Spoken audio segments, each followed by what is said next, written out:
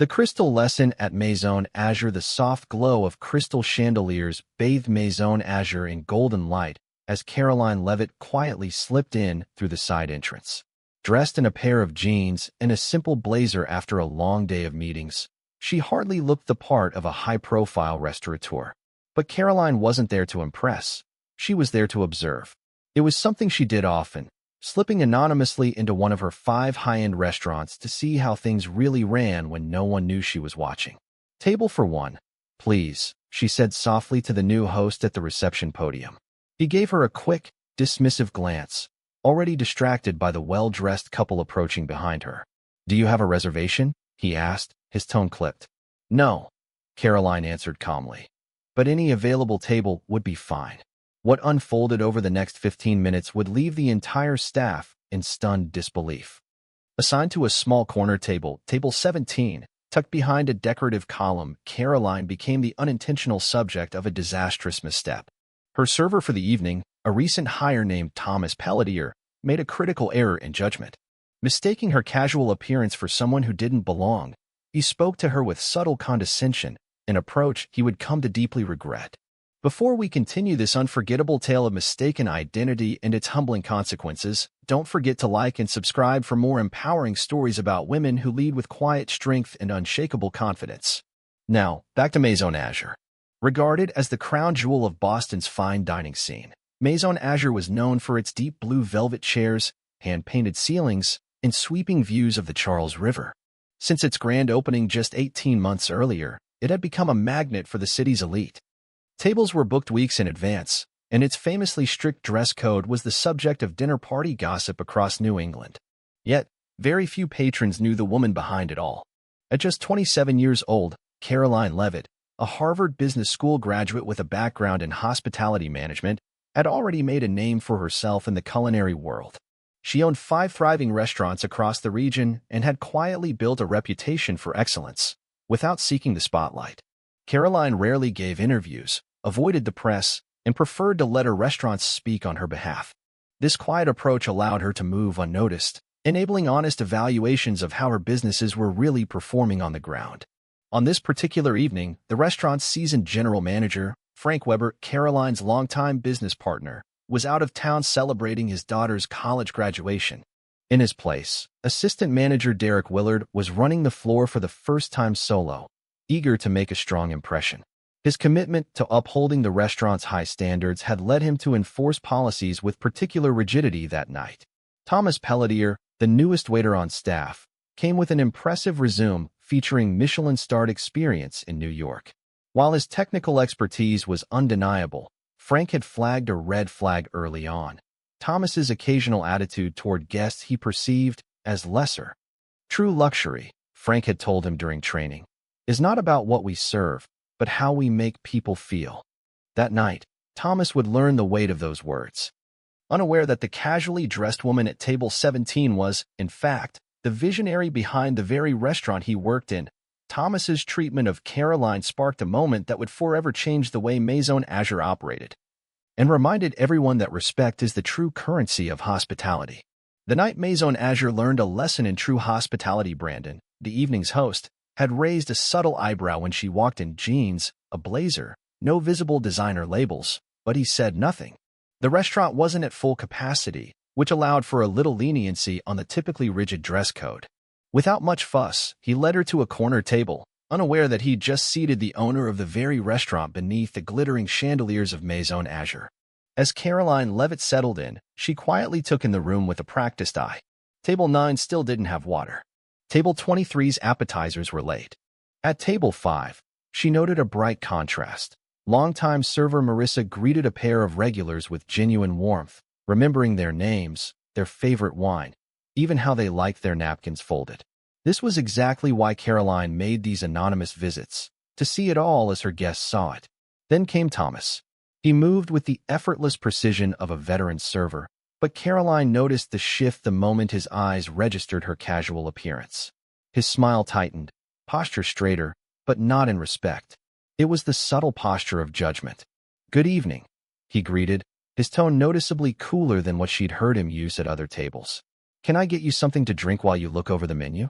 "Yes," The Chateau Margaux, 2010. Please, Caroline replied smoothly, referencing one of the most exclusive bottles on the menu, a vintage she had personally chosen during a wine trip to Bordeaux just months ago. A flicker of surprise passed across Thomas's face. It was gone in an instant, replaced by a polite, yet unmistakably patronizing smile. That bottle is $950, madam, he said pointedly. Might I recommend something more suitable? We have a lovely selection of house wines by the glass, starting at just $18. The implication hung in the air like a challenge. The Margaux will be fine, she replied calmly. Just a glass, thank you. There was a hesitation. A pause long enough to suggest he still wasn't sure she meant it.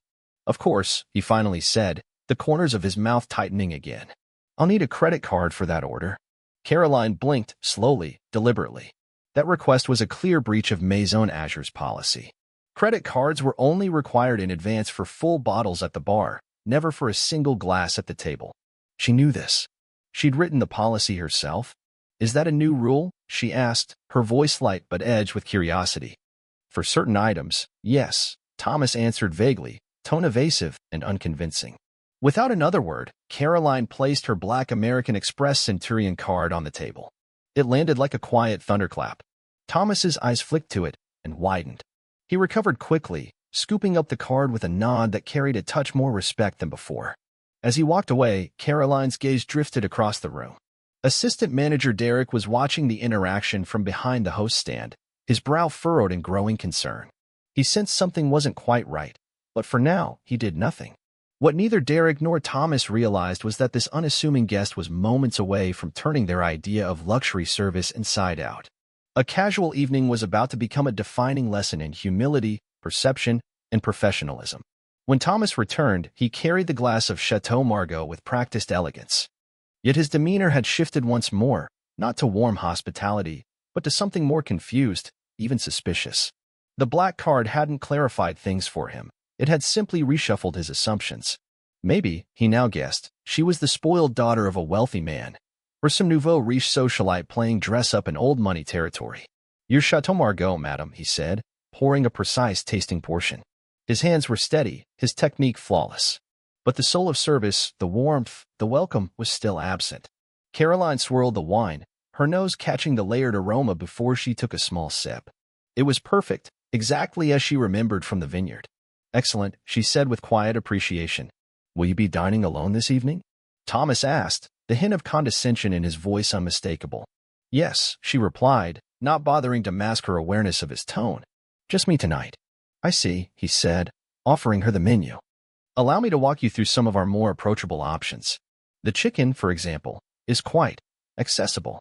Caroline raised an eyebrow ever so slightly. She said nothing. She didn't need to. What was meant as a casual dinner had revealed more than any operations report ever could. And before the night was through, the lessons learned would ripple through every corner of Maison Azure, starting with a waiter who'd forgotten the golden rule of hospitality. Never judge a guest by the clothes they wear. A masterclass in misjudgment. What happened when the owner ordered the tasting menu? Caroline noticed something subtle, but telling. Unlike his animated recommendations to neighboring tables, Thomas made no mention of the chef's specials or the evening's curated tasting menu. Those were standard highlights, especially for first-time guests. But not, apparently, for someone he presumed didn't belong.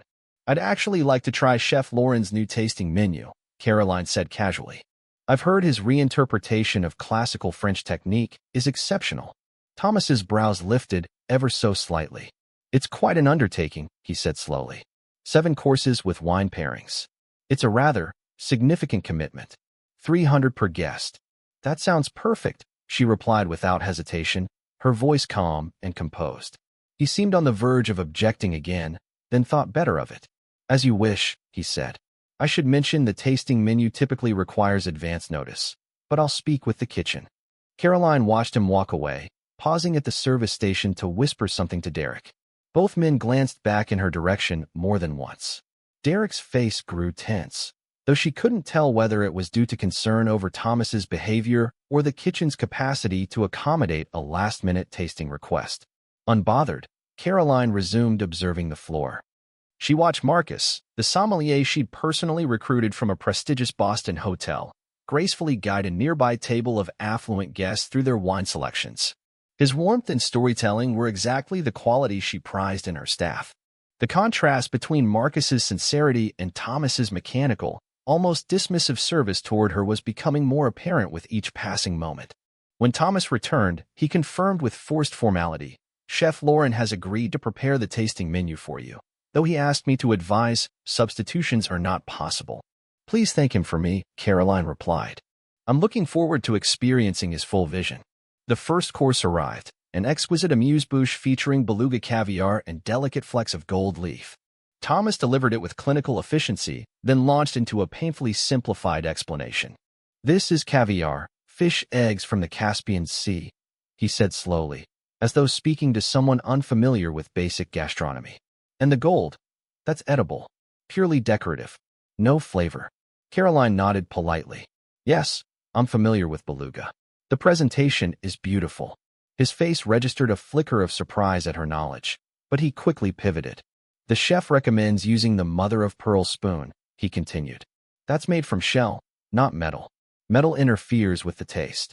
"Thank you," she said with a neutral expression. Internally, she noted the unnecessary oversimplification. The same condescending pattern continued over the next 3 courses. Karoline, who had studied culinary arts before earning her business degree, and had even worked alongside Chef Lauren in developing the Maison Azure concept, listened as Thomas explained dishes to her as though she were a novice. When she asked about the inspiration behind a particularly nuanced course, his answer came with a patronizing smile. "It's a very advanced technique. Hard to explain to someone without a culinary background." He had no idea. Then came the tipping point. Senator Williams, a longtime patron, entered with his wife. No reservation, but they were immediately escorted to the best table in the house. Thomas, who had been increasingly inattentive to Karoline, rushed across the dining room to greet the senator with beaming enthusiasm. For the next 20 minutes, Karoline's water glass sat empty. Her 4th course, poached halibut, rested unattended on the service station. Thomas didn't return to her table once. Derek, preoccupied schmoozing other VIPs at the bar, failed to notice the lapse. Finally, Thomas reappeared. "Your 4th course, the poached halibut," he said flatly, placing the plate without apology. "It's a white fish. The sauce is a beurre blanc, that means white butter in French. It can be a bit complex for some palates." Karoline raised an eyebrow. "There's a flavor in the sauce I can't quite place," she said thoughtfully. "Is there perhaps a hint of kaffir lime?" Thomas gave her a condescending smile. No, just lemon and butter. Chef Lauren's flavors can be a bit too refined for the average diner. Not everyone appreciates the sophistication." The irony was rich. Karoline herself had suggested the kaffir lime addition during early menu development. It had since become a signature element in that very beurre blanc. 2 more moments tested her restraint. First, when she requested to speak with Marcus about the wine pairing for the 5th course, Thomas brushed her off. "I can probably answer any questions. Marcus is a bit tied up with the senator at the moment." Then, when she pointed out a slight temperature inconsistency in her 6th course, he dismissed her concern outright. "That's how the chef intends it. Our regulars understand his style. It may just be unfamiliar to you." By the time dessert arrived, the tension at the table was palpable. Karoline said little. She didn't need to. A quiet storm was brewing, not out of anger, but out of clarity. Tonight's service wasn't just a lapse. It was a window into something deeper, an attitude, a culture, and a failure to understand what true hospitality really means. What came next would change the tone of Maison Azure for good. The reveal, a lesson in true hospitality. By the time dessert arrived, Thomas had shifted from condescension to thinly veiled impatience, clearly eager to return to guests he deemed more important. "And finally, your dessert," he announced flatly, setting down the perfectly crafted chocolate soufflé with gold leaf and a coffee crème anglaise. "The kitchen would appreciate your feedback on this one. It's a new addition to the menu." Karoline set down her fork. This was the moment. "Actually," she said with quiet confidence, "I'm very familiar with this soufflé. The recipe is my grandmother's.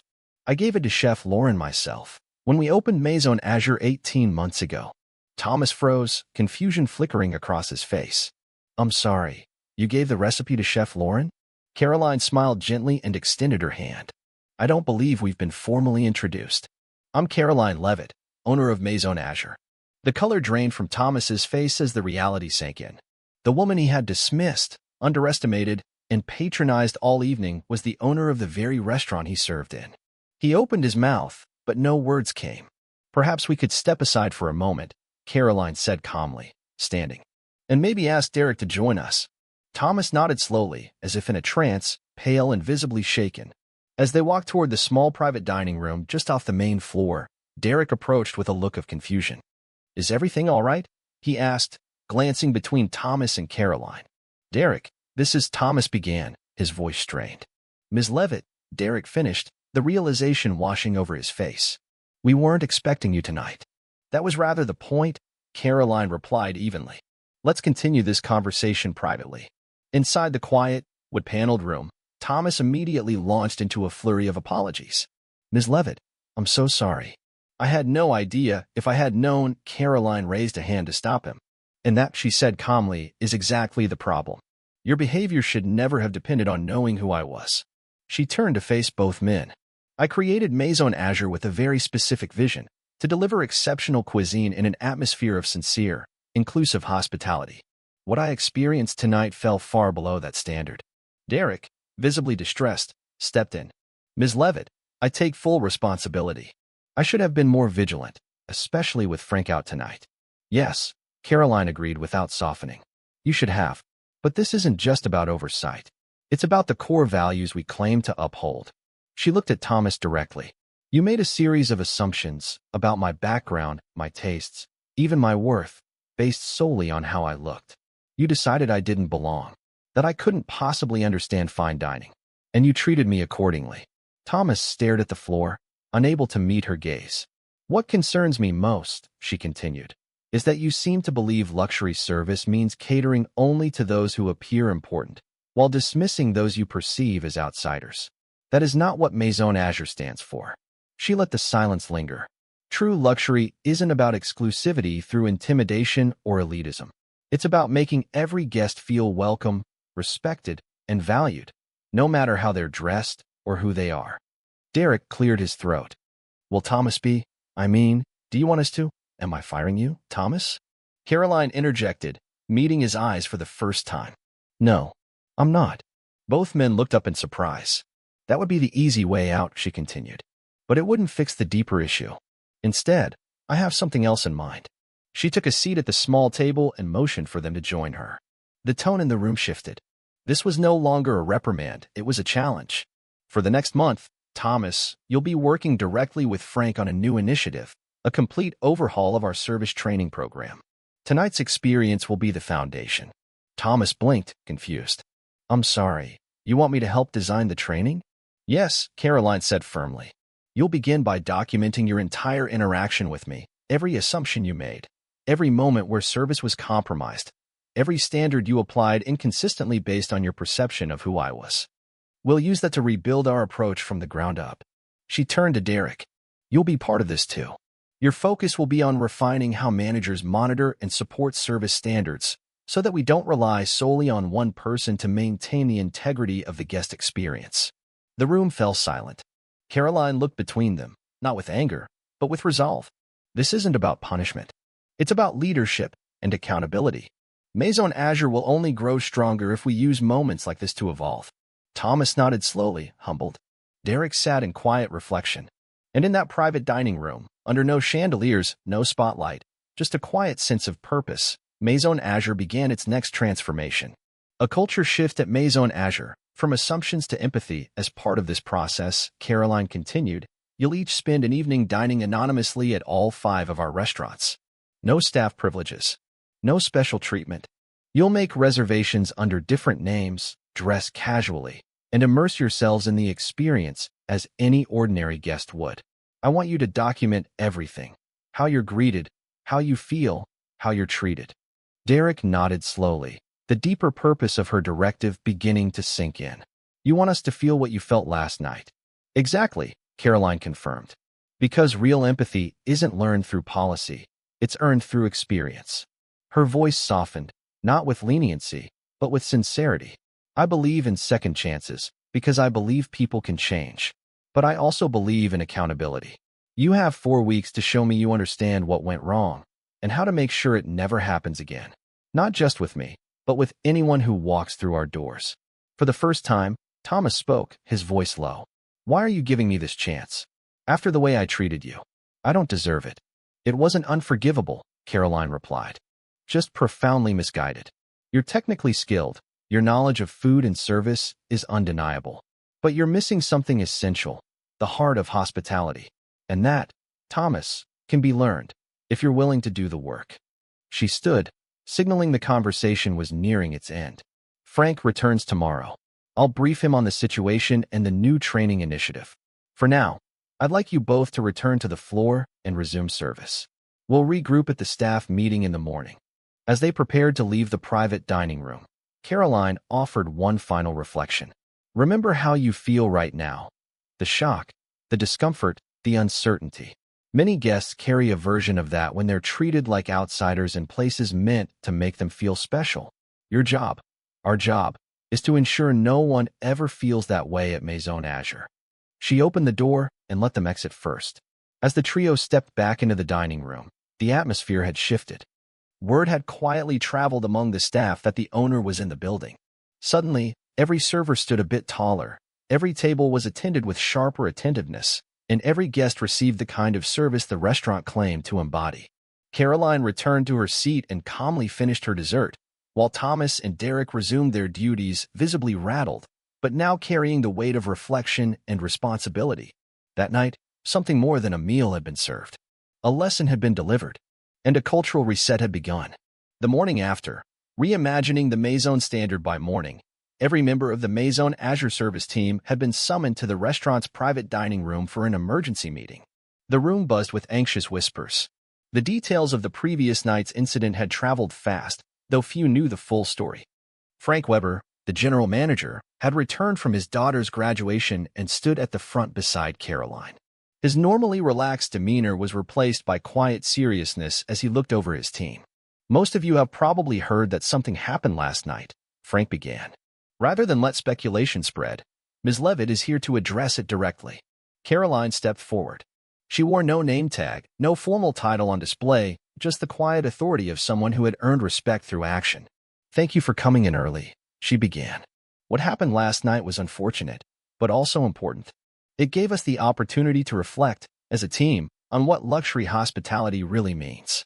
She recounted her experience the night before with care, never naming Thomas directly. Though many had already guessed, she was clear, this wasn't about one person. It was about a culture that had slowly allowed status-based service to take root. The true test of hospitality, she said, is not how we serve celebrities or familiar VIPs. It's how we treat every guest who walks through our doors, whether or not they wear a designer suit, speak with authority, or have a reservation.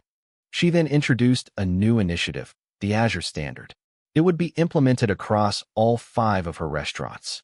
At its core, the Azure Standard was simple but transformative. Service must be consistent, sincere, and free from assumption. Dress codes would be adjusted to be more inclusive. Credit card policies would no longer vary based on a server's perception of a guest's wealth. A new training program would launch immediately, focusing on identifying and eliminating unconscious bias in all guest interactions. As Karoline spoke, staff members nodded, many in agreement, some in realization. Even those who hadn't witnessed the incident firsthand could recall moments when they, too, had made silent judgments based on appearances. Karoline concluded with clarity and conviction. Maison Azure was never meant to be a place of exclusivity through intimidation. It was created to be a place of warmth, grace, and excellence. That means every guest should leave feeling seen, heard, and appreciated, no matter who they are. The room fell quiet. A new chapter for Maison Azure had begun, not through reprimands or firings, but through leadership, reflection, and a renewed commitment to what truly makes hospitality luxurious. From misstep to movement. How a service failure sparked a hospitality revolution. As Karoline opened the floor to questions and reflections, Thomas, who had been standing quietly at the back of the room, took a hesitant step forward. His eyes were tired, evidence of a sleepless night, but his voice was composed and sincere. I'd like to apologize to everyone, he began.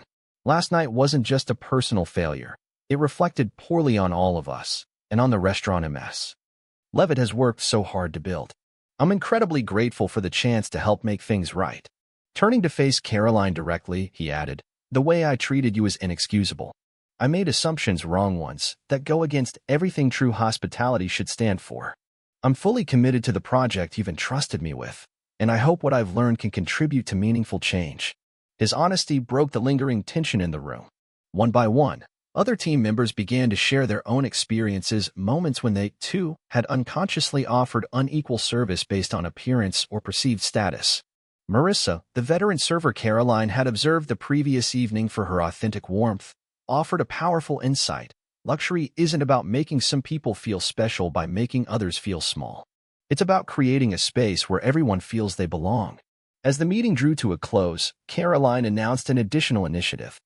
Every team member, from servers to management, would now be required to dine incognito at one of the group's 5 restaurants once per month, dressed casually, under a false name, experiencing service just like any other guest. These experiences would form the basis of regular discussions on service quality and guest empathy. We're not just in the business of serving excellent food, Karoline reminded the team. We're in the business of creating moments that make people feel seen, respected, and welcomed. That's the true luxury we offer. The months that followed. A transformation unfolds in the months that followed. The transformation at Maison Azure and across Karoline's restaurant group was profound. The Azure Standard became more than a training initiative. It became the new cornerstone of their hospitality philosophy. Stories of the restaurant's shift toward inclusive, guest-centered service began circulating throughout Boston's dining scene. Surprisingly, Thomas emerged as one of the program's most passionate advocates. What he had once seen as punishment became a purpose. Working closely with Frank, he developed a series of staff training modules grounded in his own missteps.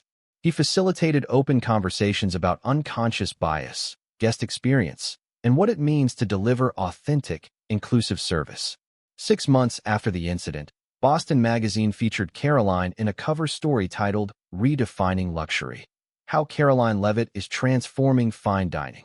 The article spotlighted the Azure Standard and its measurable impact on service quality and guest satisfaction. While the article referenced the pivotal event that launched the change, Karoline had insisted Thomas remain anonymous. But the most meaningful response wasn't in headlines. It came in the form of a handwritten note from an elderly woman who had dined at Maison Azure with her granddaughter to celebrate a college graduation. For years, the note read, "I avoided fine dining because I never felt welcome. But last night at your restaurant was different. Your staff treated us with kindness, never making me feel out of place because of how I dressed or how little I knew about the menu. Thank you for creating a space where luxury feels like belonging, not exclusion." 1 year later, celebrating a culture reinvented 1 year to the day after that pivotal evening, Maison Azure hosted a special anniversary dinner to celebrate the launch and success of the Azure Standard. The guest list included employees from all 5 restaurants, longtime patrons, and leaders from across the hospitality industry. As Karoline stood before the gathered crowd, she reflected on the moment that had changed everything. True luxury, she said, isn't defined by who we keep out, but by how we welcome people in. It's not measured in price tags or formality, but in how we make people feel. And it's not about recognizing the importance of some, but about honoring the dignity of everyone who crosses our threshold. Among the attendees stood Thomas, now promoted to Director of Service Training for all 5 locations. His greatest professional failure had become the foundation of his most important growth. What began as a moment of embarrassment had transformed him into a leader of change. As for Karoline, her restaurants were thriving, not despite their more inclusive ethos, but because of it. Reservation lists were longer than ever, and word continued to spread. These were places where the excellence of the cuisine was matched by the authenticity of the welcome. An incident that could have been handled with quiet dismissal instead sparked a movement, because Karoline Leavitt understood something many overlook, that the most powerful response to failure isn't punishment, but education. And that sometimes, the most meaningful transformations begin with the most uncomfortable moments. If you found this story inspiring, be sure to like, comment, and subscribe for more real-world stories of leadership, transformation, and purpose-driven innovation. Have you ever been underestimated and used that moment to grow? Share your experience below.